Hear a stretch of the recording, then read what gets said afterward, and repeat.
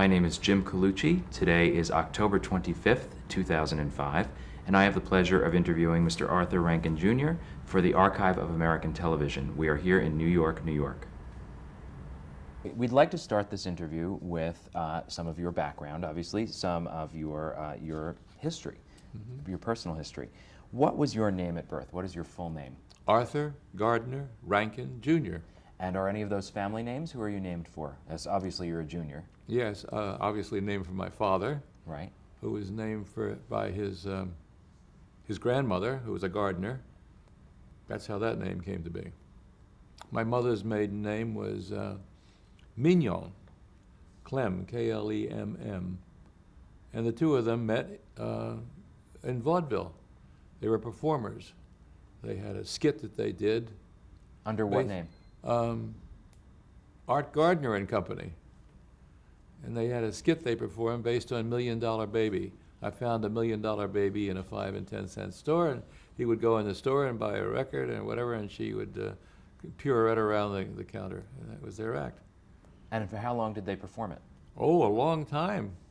10 years. I was born during the time they were touring. I lived on a farm with my grandparents, and they would, of course, return home after their tours, which at that time, vaudeville tours were, you know, a week in Biloxi and 10 days somewhere else, and a split week, 3 days here and 3 days there.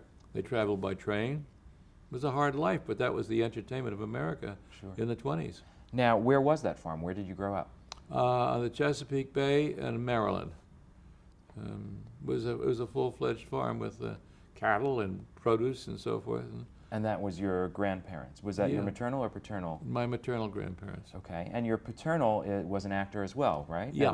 Tell me about a little bit more of your extended family and their showbiz connections. Well, the Rankins were married to the Costellos. They intermarried. I shouldn't say intermarried. They married each other, the families, and the Costellos became the Barrymores.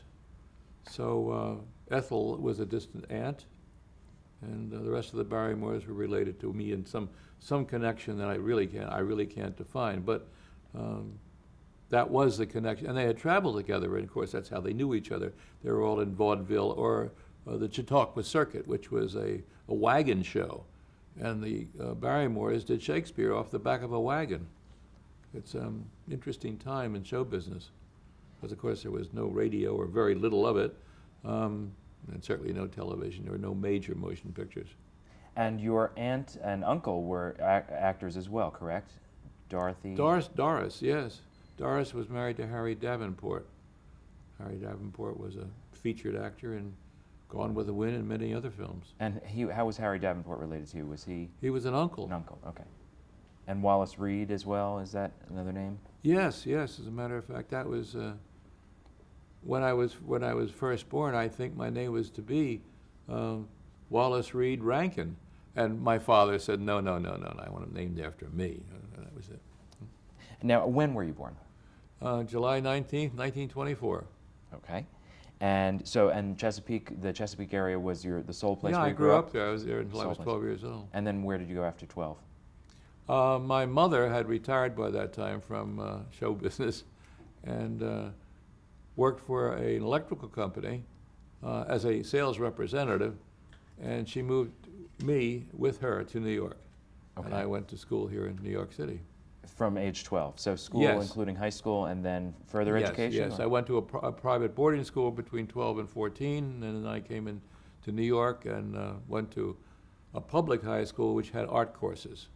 It was called Textile High on 19th Street and 9th Avenue. Now, was that chance, or were you able to No, opt into that school? I wanted to do that, and she wanted me to do it because I had a talent. My uncle, who, in the days of the Depression, families merged, and we had a large farm and a large house and so forth. And one of my uncles returned to live on that property, and had professional dog kennels. He raised dogs of that time, which was Asta from the Thin Man series, and Scotties from Franklin Roosevelt's Scotty and so forth. And those were dogs that were popular. People bought them, and they were all pedigreed. And then he showed them at dog shows. And that was his business. He was also a painter, and he taught me how to do that. Wow, okay. Yeah. And so between your natural talent that you have from the family and your family encouraging you, how did New York also encourage your burgeoning love of art? Well, the school was an art school. I took Mhm. an art course there, which was um, influential. But at the age of just turned 14, I was very short. I'm now 5'11", and at that time I was like 4'11", if you will, or maybe even shorter. And I was adorable. I was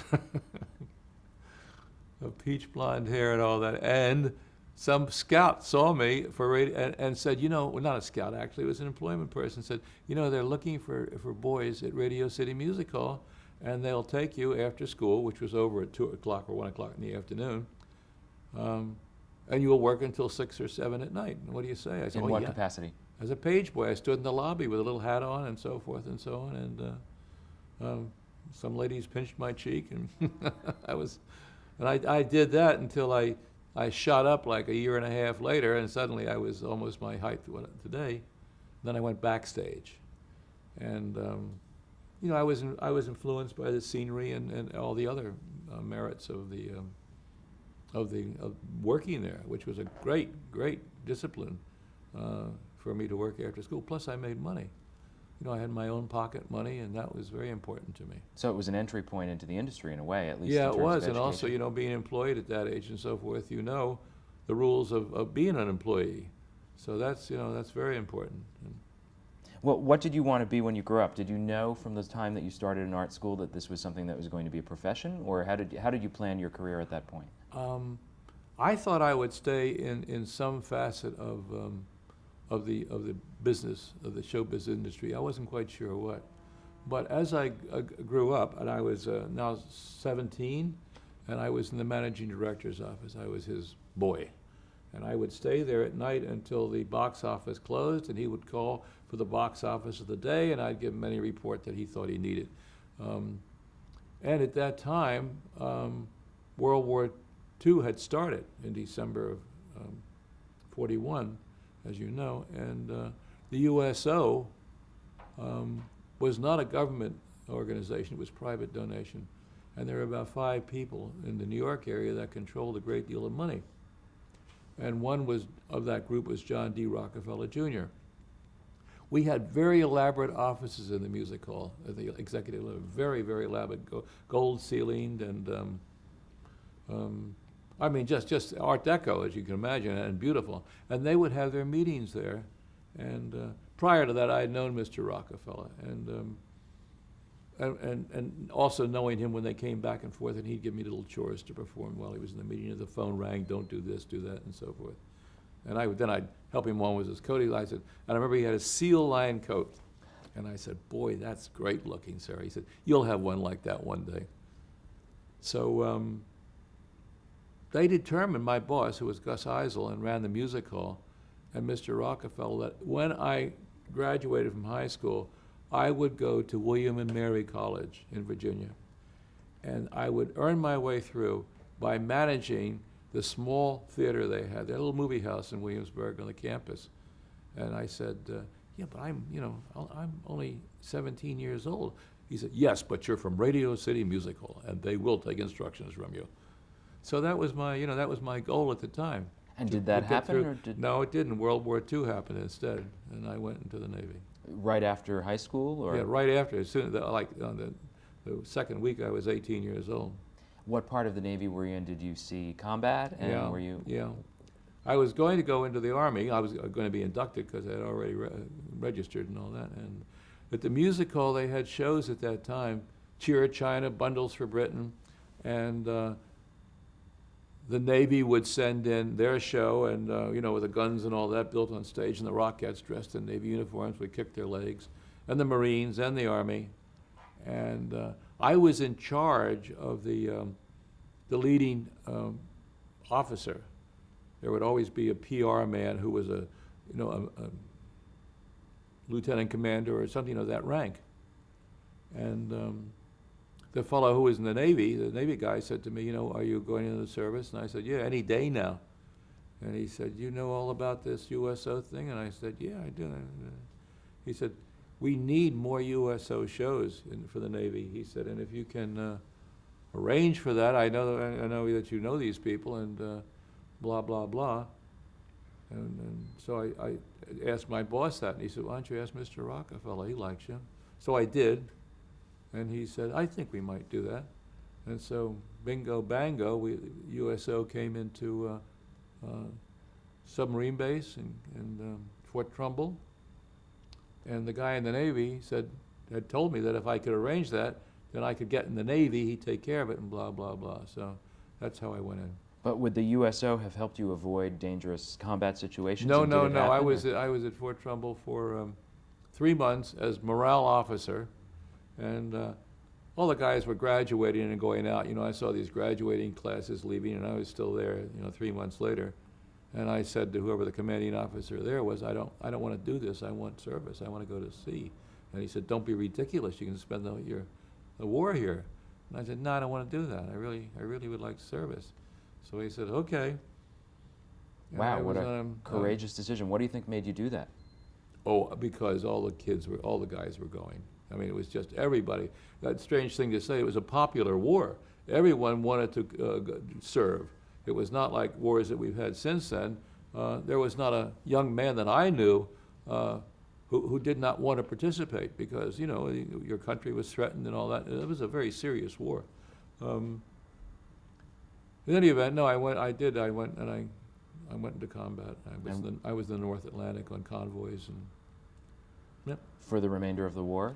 No, my ship was sunk twice, as a matter of fact, going to Murmansk. And I came back. I was repatriated to this area, back to the New York area where I started from, for reassignment.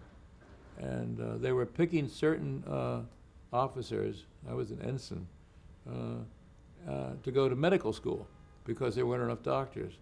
So I voted to do that, and I spent 4 months here in the New York area at Staten Island Marine Hospital. And I did the necessary. I learned how to ride the ambulance and even give birth, because at 3 o'clock in the morning there was nobody there but me and a delivery nurse. And there's no time for deliveries. So they choose their own schedule. Anyhow, then I went back to sea with this, and fortunately I was assigned to the South Atlantic area. And I spent happily a year out of Rio in the service. We would, go out of there and take convoys over to Casablanca. We'd meet convoys, I should say. They didn't form there. We'd meet them in Trinidad. And that was my wartime career. I was in there for 4 years. Came out. So you went in before you were 18 then? I was just 18. Just. Came back to New York. I could have gone to college at that time, but now I was 22 years old, and I wanted to get to work. So television was just starting. And when was the first time that you saw television? What's your first impression of it? Do you remember the first time you ever were walking by a screen and saw it? Yeah. When was that? Well, that Dumont television sets, they were in black and white, and they were a 9x12 screen, and all the effects and art on it at that time was just like a still picture. There was no movement in the artwork, and there were no special effects to speak of. In any event, I applied for a job at WPIX in New York, and the art director there said that he didn't have a budget for that. It was just him and a few other people. But ABC was forming. And so I went over to ABC and applied for a job, and the guy said to me, the man and production manager said, "Can you use an airbrush?" And I said, "Oh, sure." And I went home that night and found out how to use an airbrush. And no one really knew what they were doing at that time. We had a director, it was Alex Siegel, a big Emmy Award winner. We had a scenery builder, maybe 2 or 3 carpenters. No one wanted to go into television from radio. Did you think it would last? I mean, what was your impression of it? Oh, yes, I thought it was the future. All of us did, but there was no big money to be paid. And guys in radio, the producers of the Jack Benny Show in radio weren't going to go over to television and not make that kind of money. So we were all truly pioneers working for substandard salaries. I don't mean substandard, but not the same that you would have if you were in a major radio program. And I don't know, maybe there were 24 of us that started off, and we beamed out of New Jersey, out of Channel 13. And of course, I was just on my own, and I invented, things that we did that had never been done before. Like what? Well, like rear screen projection, which seems like nothing today. When we did the Tales of Tomorrow, which at that time was a very successful sci-fi show, I began to build miniatures for it. And we would cut to it. We did 20,000 Leagues Under the Sea. I got a fish tank, and I put a sled in front of the fish tank, a little slotted sled, so you could move the Nautilus back and forth in miniature. And it looked like you're underwater. Camera would be, full focused on the tank, fish swimming by. Of course, they were tropical fish. And Are these the early roots of animagic that we see happening here with the there were invention? special effects, which I also used later in films. Anyhow, I stayed there for almost 5 years, and I became a hot kid. I was young, and I was started to do commercials for the agencies. They would come to me and say, would you like to produce our television commercial? And yeah. And I would charge them on behalf of the network. I'd send them a bill. And one day I said to my bosses, I can make a lot more money if you give, I need about 5 more artists and, graphic artists, because these agencies are now coming here all the time. As I said, I'd won the Art Directors Award and everything, and so they wanted me to make their commercials. And my boss at that time at ABC said, Arthur, we're not in the business of making commercials. We're in the business of selling airtime. So we don't want to do that. So after building a department, Buzz. I thought, well, and these people were coming to me. I said, if I weren't here, would you let me do your commercials? Oh, certainly. So I left. I resigned and took a handful of good clients with me and opened a commercial business. Now, before we get to that, when you were doing a lot of this commercial work at ABC, you were doing stuff like graphic design. I mean, was that something that you considered your high school, your arts high school, as formal training for, or did you make this up as you went along? Of course we made it up as we went along, because no one knew what they were doing. And we would do, for example, for the graphics, titling and so forth, I used paper sculpture, which had never been done before, and that was very successful. That got me the Art Directors Award. And no, I must say that's a very good question. We made up most everything as we went along. We were doing everything was live, of course. And we were doing a Pulitzer Prize Playhouse on Frankenstein, and we're on the air live. And Lon Chaney says, on the air live, okay, he's got the chair in his hand, he's supposed to break it. And he says, okay, I'll save this for airtime, right? No, you're coast to coast. Cut, we'll go to black and come back again. And that's the way it was. And that was in 1952 during the Frankenstein episode, right? Yes, yeah. And what were some of those the other titles of the early shows? The Tales of Tomorrow. There was also Schlitz Playhouse. Do you remember that one? There were hour-long shows, just like the CBS Playhouse. Everybody was competing with the same type of show at that time. And they were all live. And many famous film stars wanted to be in live television because they were curious as to what was going to happen to them. And of course, you went into rehearsal. The day after the last show, you rehearsed, and you came on the stage and did one full dress rehearsal on stage, dressed, and then it was live, on air. And what did you do when there were problems? Like, what did you do with the Boris Karloff situation? How did you handle that? You mean Lon Chaney? Lon Chaney, I'm sorry. Yeah. Well, you just go to black for a minute, yeah, and you say to him, "You're on air." Oh my God! So he picks up the chair again and breaks it. You just carry on. It's like a stage show. It was like being on stage.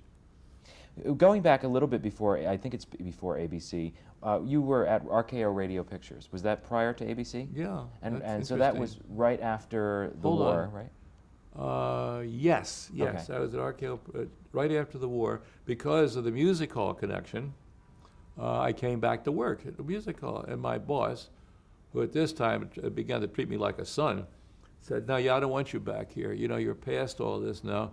I want you to go over to RKO, and I'll make a phone call or two, and they're now hiring." So I went there, and I was accepted, and we were territorial at the time.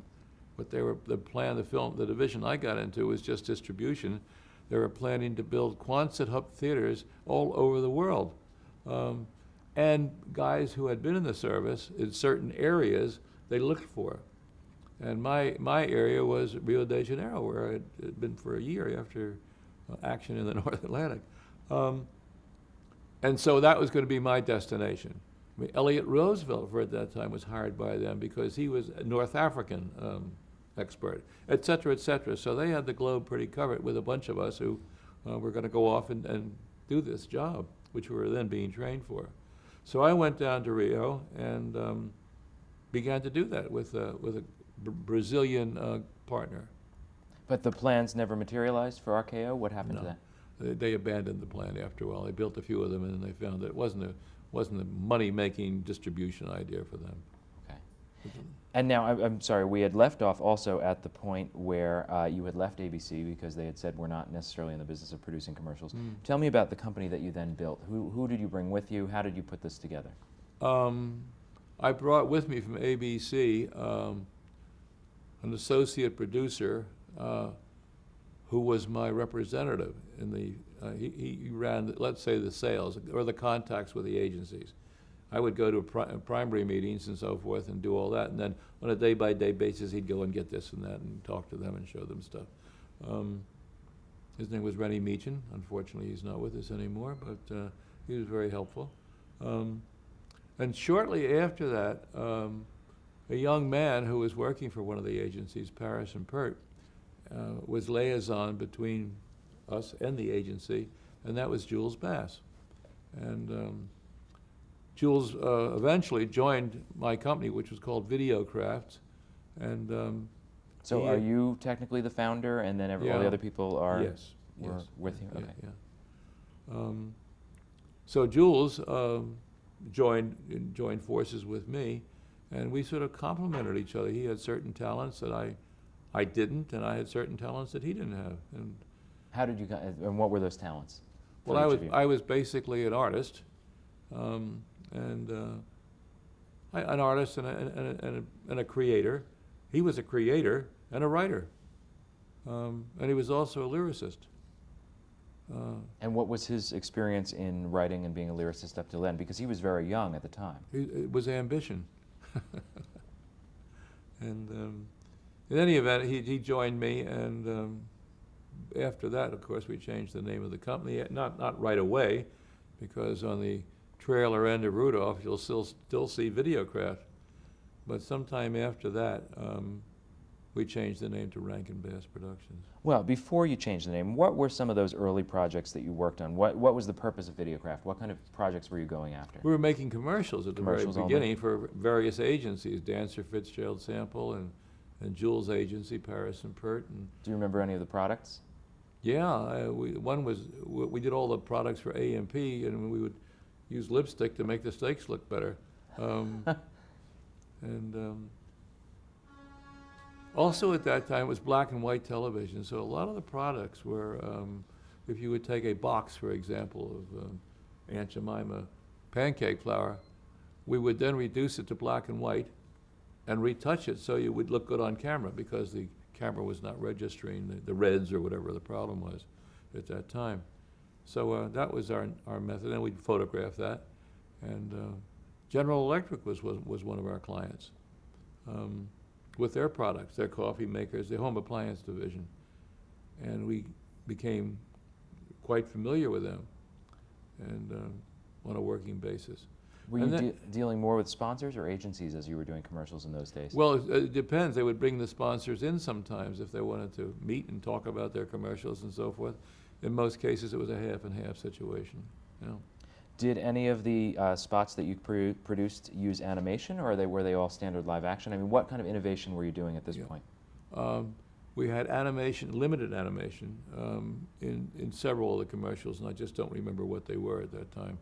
But in a moment, I will get to my introduction to Japan, where then we began to make a lot. We introduced the agencies to the techniques that we were developing in Japan, and made several commercials in the stop motion technique, which we named Animagic. Okay. And backing up from that a little bit, so you talked about how you met Jules Bass. How did it really become such a partnership? Because you talked about other people who had come to Videocraft with you. How did it Yeah. really narrow down to such a partnership between you and A Jules Bass? partnership comes from two people who support each other and complement each other. After a while, we were never seen together because Bass was doing something and I was doing something. I'd be looking at doing production in Tokyo and he'd be recording a soundtrack in New York. And different meetings and so forth and so on. And that's what, if we were together, one of us wasn't necessary because we just, also because of logistics. Okay. And now, when did the focus for Videocraft and then Rankin Bass shift from commercials into television programming production? Yeah, it was a desire that we had that we wanted to do. Frankly, we wanted to get out of commercials because you're just doing what somebody else wants you to do, and we wanted to have story programming. So our first programming was called The New Adventures of Pinocchio. And we chose that subject because we had developed by that time the stop motion technique in Tokyo. Oh, tell me about that. Backing up to Tokyo, because you had decided to produce some programming, and I guess you decided animation would be a focus, and that led to Tokyo. Can you talk about that time period when you focused on animation and then went to Tokyo? Yeah. The Japanese government had been sending people to this country to find out what they could sell them. And with many, many, many other people, representatives of different areas, automobiles, food, steel, I don't know. So many things that Japan made that they went on an export for. One of them was their films. And a man came here representing that and looking for America's foremost animation expert, and he was mistakenly led to me. And why? Because you had done some limited animation in commercials? No, he asked a friend of mine that question. They had met in Washington, and however they came together, and he said, whoever would be in it. I said, yeah, go see Arthur Rankin. And he did.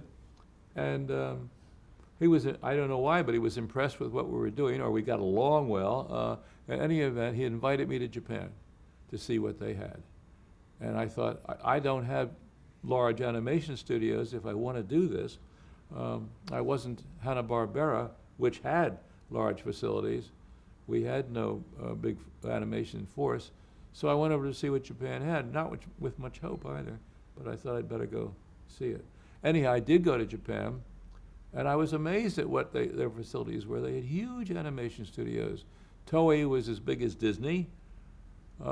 Unfortunately, they were making films that, while technically well animated, the story-wise and the design was very oriental.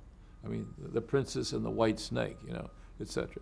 Feature film, very well done, no possibility of export. And so I said, well, that's the problem. You need new design, and you need a story that will work. And then I also saw their stop motion project, and thought, wait a minute, this is something new. Now,